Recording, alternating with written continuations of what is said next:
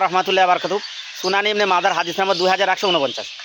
হযরত আবি হুরায়রা রাদিয়াল্লাহু আনহু থেকে বর্ণিত, তিনি বর্ণনা করেন যে প্রিয় নবী রাসূল সাল্লাল্লাহু আলাইহি ওয়াসাল্লাম বলেছেন, আল্লাহ পাক এই পৃথিবীতে এমন কোনো নবী পাঠাননি যে নবীরা ছাগল চড়াননি। সাহাবারা প্রশ্ন করলে, ইয়া রাসূল আপনিও কি ছাগল চড়িয়েছেন? আপনি যেহেতু নবী রাসূল। রাসূল বলে, হ্যাঁ আমি ছাগল চড়িয়েছি মক্কাবাসীদের।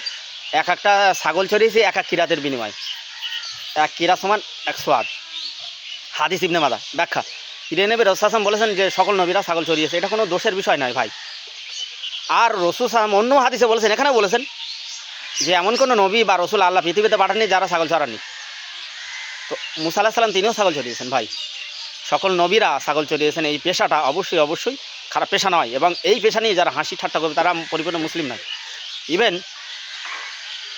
যারা নবী দাবি করে তারা যদি ছাগল না চড়ান তারা নবী নন, রসুল নন। অবশ্যই মনে রাখা উচিত, মির্জা গোলাম আহমদ কাদিয়ানি সে ভণ্ড নবী, অবশ্যই সে কাফের।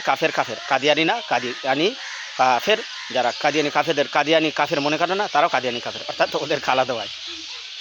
খাতমে নবুয়ত তারা মানে না, আর যারা খাতমে নবুয়ত মানে না তারা মুসলিম নয় ভাই।